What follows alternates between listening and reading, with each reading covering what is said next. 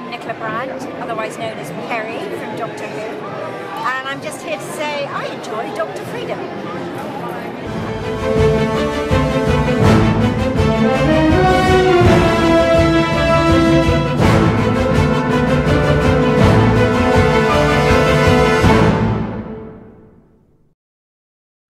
Howdy, folks. Dr. Freeman, really times from Doctor News from in and around the universe that may or may not make you aware that, yes, you are sitting in the eye of the storm of Doctor Who. And the thing is, it makes me freak out is I love it when people do paragraph-long comments thinking they're going to sway me, call me out, or something like that. And I'm like, if you don't like what I'm saying here, bye. I'm sorry. I stand by the doctor, whether he be male, female, good, bad, or whatever, because I like the show. And what's amazing me even more are the guys who are going on Facebook and they're quoting details of each show. And then they're going, oh, this sucked, that sucked. And I'm like, yeah, but you watched it though, didn't you? And the thing is, it just seems to me, I don't know if it's just this inner resentment. You know, maybe it's some psychological subconscious thing about, you know, Jodie Whittaker being the doctor or something like that. I don't know anymore. And I'm not going to bother dealing with it. I'm sick and tired of grown men, you know, and well, there are some women thrown in the bunch, throwing little childish temper tantrums over a television show because there's something about it they don't like that they're just not saying. And I love how one of the first sentences out of their mouths is always, it's not that Jodie's the doctor. It's like, that's kind of a Freudian slip that we call it. And I love how you got all these hate channels that are running around. Yeah, they're like, they got all these hits. They got all these subscribers. I go, yeah, that's because they advertise. And that's because they have giveaways. I love it. Yeah, cartoon guy. Yeah, he's really intelligent. Yeah, he's using big words and making you think that, oh, I know what I'm talking about. This incredibly top secret classified PC SJW conspiracy. I've been investigating conspiracy theories since I was in my teens. Been doing it for over 35 years now, close to. And the one since conspiracy I can't find, and after all these years, is this great PC SJW conspiracy everyone's talking about. It's like, what do you think they're accomplishing by doing this? Is it like, you know, are you afraid that you're going to start buying women's underwear because you watched Doctor Who this week? I don't get it. I'm trying to figure it out. What is the point of this conspiracy? Please try to explain this to me. I'm trying to figure this out. It's like, how are they making money by pissing you off? Oh, man, it's just amazing me. But let's get into the news. Let's get into the stuff you're actually here for. Enough of my social commentary. Enough of that ridiculous nonsense. So let's get into it. Let's get onto it. Let's get a shift on, baby. All right, here we go. I might start using that one. I like that now. All right. Jodie Whittaker, it would be wrong if Doctor Who didn't acknowledge the past. Now, Whittaker defended the show against critics who think the new series shouldn't play with history. Now, if you scroll down, let's get past because we already know this part. Now, speaking at the Regent Street Christmas light switch on, she told A-List, quote, what's the point of making a show if it doesn't reflect society today? We have the opportunity with this show, like no other, to dip to the future, to the past, to the present, to new worlds and time zones. There is never going to be a drought in the stories you can tell. It's always topical. Chris is a very present-minded person who is very aware of the world he lives in and is passionate about storytelling. It would be wrong of him not to have not used the past. He does it in a really beautiful way.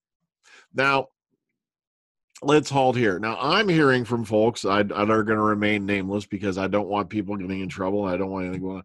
That the whole Chibnall, Jodie leaving thing is utter bunk, and they cannot believe for the life of them that Starburst ran with this story. Matter of fact, Series 12 is currently in production, and from what I'm being told, it will start. It's in pre-production, at the moment, and it will start filming in January. But the thing is, it's like, there's been no talk of a split series. There's been no talk of any of that. So who knows what's going on? It's just weird. Matter of fact, the funny part is Series 12 is in pre-production right now, and the BBC have yet to announce it. Weird. All right, moving forward, Doctor Who, the Witchfinders, some new photos and information. Matter of fact, right here, TV and Satellite Week magazine interviewed Alan Cumming, who plays King James I. Quote, Chris Chibnall's renowned for keeping episode details closely guarded and wasn't happy when the Scottish actor let the cat out of the bag back in March. Now, Cumming had to say about this, about his role in the Witchfinders. I was so excited because I had never been in the show before. It was always my little boy fantasy. It was such a childhood dream come true. I love Jodie Whittaker too. She's an absolute darling. I'm playing King James as a nice baddie. I decided to do his voice like those politicians who are from Scotland, like Malcolm Rifkin and Michael Forsyth, but who are trying to pretend they are from England, but with a strange hybrid of the accents. So I played King James in honor of them. He's kind of a Danny Foppy coward who kind of comes all right in the end. And then the producers have said the character might come back. So remember, this one's taking place in the 17th century Lancashire. Or is it Lancashire? I mean, someone remind me of that. I can't remember. In the town of Bylehurst Crag. And, of course, we all know this was filmed down in Gosport. And once again, here's some lovely photos of the cast and whatnot. And some folks, who are on there. Nice and lovely shots here if you want to go take a look at them for yourself. All right, let's keep going. Let's move forward. All right. Witchfinders, trailers, and breakdown. If you've not seen any of these, they're linked right here on YouTube. So you want to go check these out. And they also have a breakdown of what's in them. But once again, here's some different photos you haven't seen before. I'll have to put a spoiler warning at the beginning of the video because I just blew that. All right, moving forward. Alan Cumming was once approached to play the Doctor. If I remember right, the story is they came at him, I think, back when they were looking for, what we knew as the 10th Doctor at the time, became the 11th Doctor, or whatever. David Tennant was 10th. That's right. Matt Smith's 11th. Duh. But instead, they went with Matt Smith because his audition astounded the living crap out of everybody. So I think that's when Alan Cumming was approached. But, of course, he turned it down because he does not favor the weather in the British Isles. He tends to turn down a lot of jobs for there, which was kind of nice that he still picked up this one for this week's episode. If you're curious about how the ratings are doing, I look at it this way. We're now at the point at this series where you can consciously say all the naysayers and curiosity seekers, I should say, are gone. And what amazes me is you get all these people doing entire reviews, slamming episodes, going, oh, it sucked, yet they're watching it. And there's been an attack also in the comment box on the current rating system. The thing is, this system was going into effect. It was being put together back during the final years of Peter Capaldi's run. It's just it didn't go into effect until after he had already left after Twice Upon a Time. So they did not invent the new rating system just for Jodie freaking Whittaker.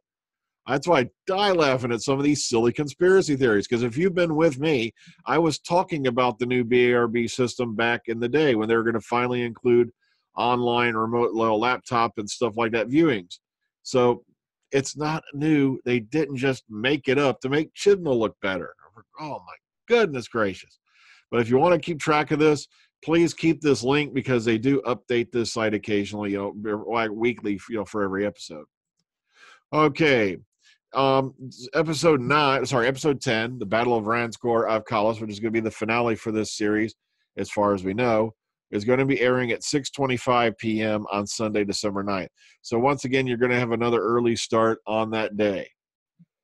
Moving forward, analysis. Kerblam sees viewing figures rise while demons and monument grow on the +7 and the +28.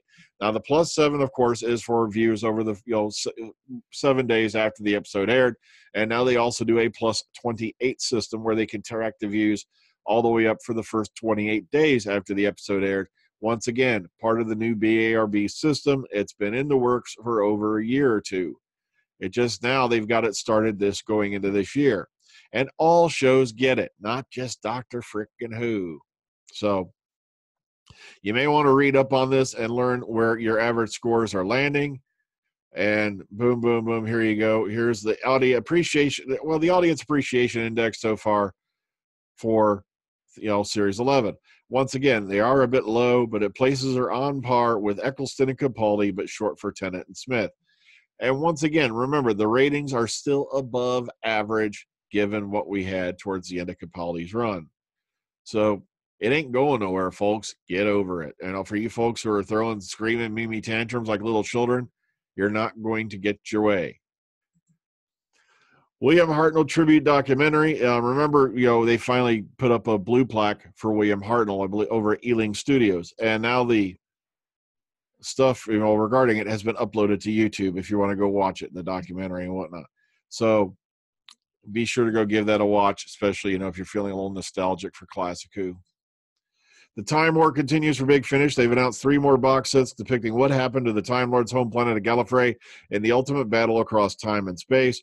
And this is, of course, following on from the events of Gallifrey Time War Volume 1. Find out who survived and whether Romana and Narvin will live to see Gallifrey fall. Here's your titles.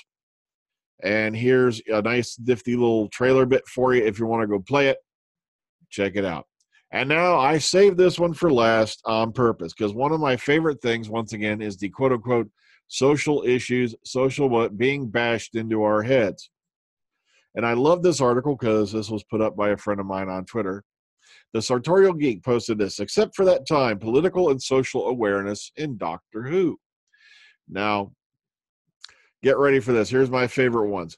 Doctor Who has been overrun by social justice warriors. I'm a lifelong fan of Doctor Who, but I'm done because they've caved to pressure to be more politically correct and shit like that. Okay, who cares if he's good? He's politically correct. You're right. Doctor Who has become very politically correct. It didn't used to be, get ready for this, like that at all. I mean, except for that one time when, and it goes on and on and on. And this list could literally go on for a far, far further than what they have here. 130 examples of when they've brought up issues like this, that people are claiming is a new thing on Doctor Who, going all the way back to the beginning. So please don't sit there and tell me Doctor Who's been banging over your head with PC and social justice issues when it's been presenting this for the last 55 years. Kind of fitting, considering Doctor Who's birthday will be this weekend. Okay, so once again, there's people bashing on me because I'm sticking to my guns. What do you want me to do? Flip-flop like them other little nerd heads that are out there going, just sitting there deciding this, they kind of like sit there and wait to see which way the wind's blowing. Or even better yet, they've just been making hate videos all along, and now that they're in too deep, they don't want to change, because guess what? Look, they're getting thousands of views. And the main reason they're getting thousands of views is A, giveaways, B, because people, for some reason, want to slow down. It's kind of like the rubbernecking effect. When there's a traffic accident, people want to slow down and look, you're rubberneckings when you do this. That's what it is. And the thing is, I love it because people get thousands of views on YouTube. They seem to think that they are the end-all, be-all of the planet Earth. It doesn't matter for shit in the real world. I can tell you that for a fact. You'd think my neighbors know that I do this? Do you think they come to my house and throw laurels at me and shit because I'm on YouTube? No. I do this as a hobby. I do this for fun. And as I stated before, I'm siding with the Doctor. Doesn't matter who he or she currently is. Good night, folks. Take care of yourselves. Enjoy your Thanksgiving weekend.